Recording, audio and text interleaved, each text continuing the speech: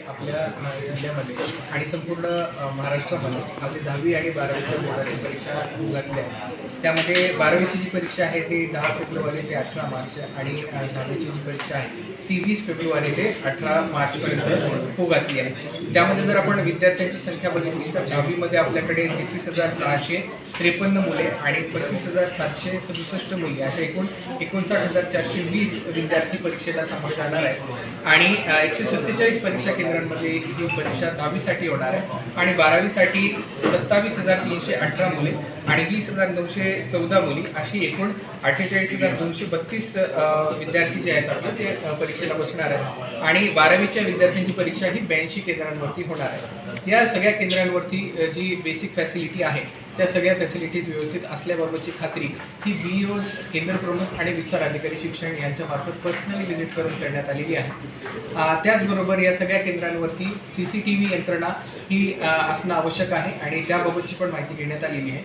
ज्या ठिकाणी CCTV यंत्रणा नाही आहे त्यांच्या मार्फत आजही CCTV यंत्रणा बसवण्याचं काम सुरू आहे आणि जिथे फायनली CCTV यंत्रणा नसणार आहे अशा ठिकाणी आपण Zoomची पण लिंक उपलब्ध करून दिलेली आहे. त्या माध्यमातून सर्व जे इन्व्हिजिलेटर्स आहेत त्यांना कनेक्ट होणं आवश्यक आहे. अशा प्रकारे आपण CCTV आणि Zoomच्या माध्यमातून एक व्हिडिओ प्रक्षेपण तिथलं जे आहे ते आपल्या जे कस्टोडियन असतात त्यांच्याकडे हे उपलब्ध करून देण्यात आलेले आहे. तिथे तंत्रस्नेही शिक्षकांची आपण व्यवस्था देखील करून दिलेली आहे जेणेकरून कुठेही टेक्निकल काही प्रॉब्लेम येणार नाही.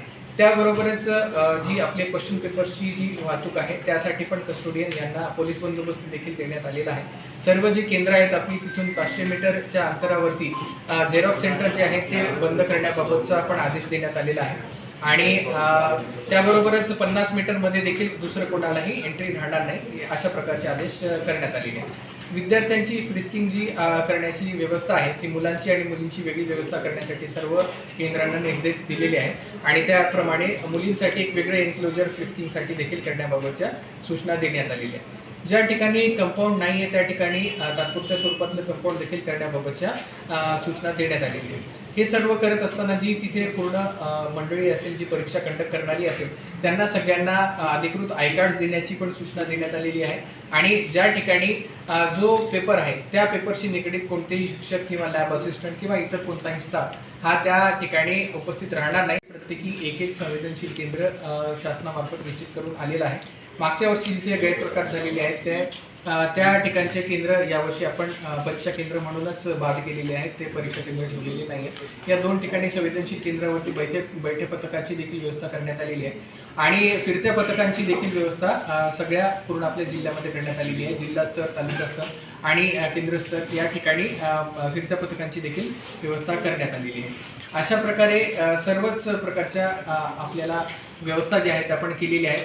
काही ठिकाणी जे संवेदनशील केंद्र आहे तिथे बैठा पथकांसोबतच ड्रोन कॅमेरा आणि व्हिडिओग्राफी कॅमेरा यांची देखील व्यवस्था करण्यात आलेली आहे.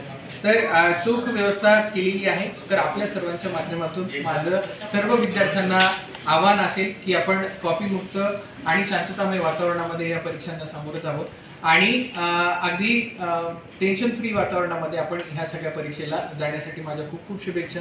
माझ्या सर्व पालक वृंदांना देखील शुभेच्छा असतील आणि माझं आव्हान असेल की विद्यार्थ्यांपर्यंत ही संवेदनशीलता जी आहे ती कॉपीमुक्त अभियानाबाबतची आपण पोहोचवावी आणि विद्यार्थ्यांचं कॉन्फिडन्स बिल्डिंग देखील करावं. सर्व शिक्षकवृंद असेल, सर्व शाळा असतील यांच्या सगळ्या स्टाफला देखील माझी आपल्या सर्वांच्या माध्यमातून भरभरून शुभेच्छा.